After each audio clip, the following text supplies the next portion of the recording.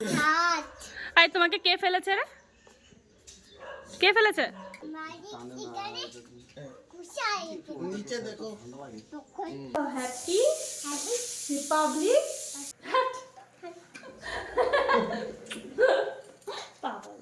Hello guys, good morning, welcome to my channel.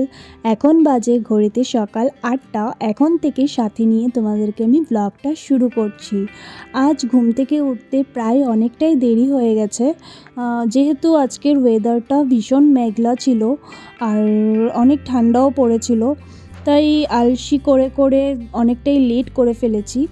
আর শীতকালে এই সকালবেলা ঘুম থেকে ওঠাটাই ভীষণ কষ্ট হয়ে ওঠে। আর যদিও ঘুম পুরো হয়ে যায় আমার, কিন্তু কম্বল থেকে বের হতে অনেক কষ্ট হয়ে যায়। শুয়ে শুয়ে যখন মোবাইলটা হাতে নিলাম তখন টাইমটা দেখলাম 8টা বেজে গেছে। তখন ঝটপট লাফিয়ে উঠে মানে কি করব কি না করব তখন কিছু বুঝে পারছিলাম না, যেহেতু লেট তো অনেকটাই হয়ে গেছিলো। তাই ঝটপট করে গরম জল বসিয়ে দিয়েছিলাম ইলেকট্রিক কেটলিতে, যেহেতু অনেকটা টাইম লেগে যায়।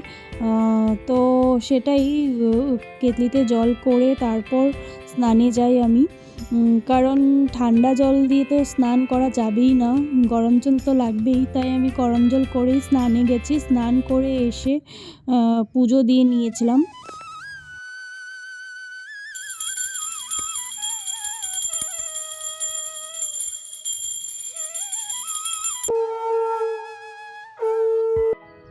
পুজো সেরে সকালের ব্রেকফাস্টটা একদম সিম্পল করে নিয়েছি, বুট আর মুড়ি দিয়ে চা।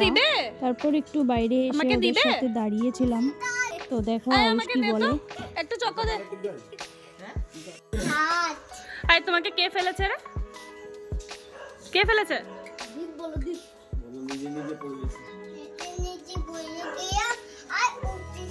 আর উঠেছো বাবা?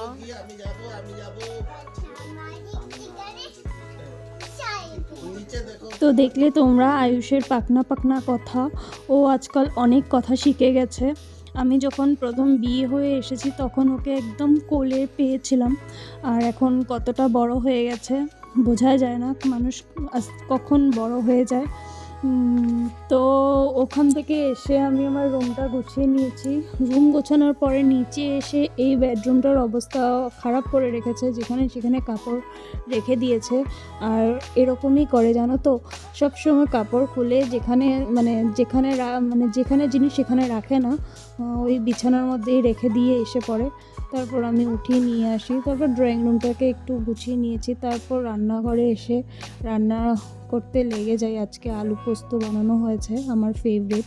তো আমি ওকে বলিনি, কিন্তু ও নিজেই বুঝে নিজেই নিয়ে আসে কখন কোনটা আমার ভালো লাগে, বলতে হয় না ওকে। আর বানিয়েছি ভাপা পনির। তো আমার রান্না মোটামুটি প্রায় কমপ্লিট হয়ে গেছে। ভাতের মারটাও গেলে নিয়ে রান্নাঘরটা পরিষ্কার করে নেব। তো প্রত্যেক দিন পরিষ্কার করে রাখলে তো নিজেরই সুবিধা হয়। আর আমি রান্নার পরেই পরিষ্কার করে নিই, যে না হলে খাওয়া দাওয়ার পর না অনেক বেশি কিছু বাসনও থাকে, এদিকে এটাও পরিষ্কার করতে হবে। তাই আমি রান্না সেরেই আগেই গ্যাস টেবিলটা মুছে নিই ভালো করে পরিষ্কার করে।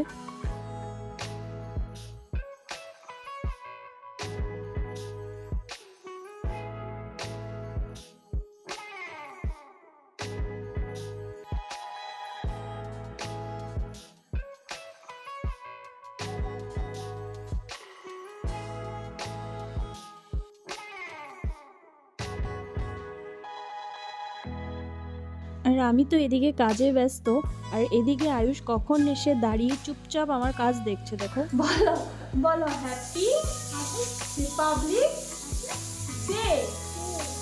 I love you. Jai Hind ball.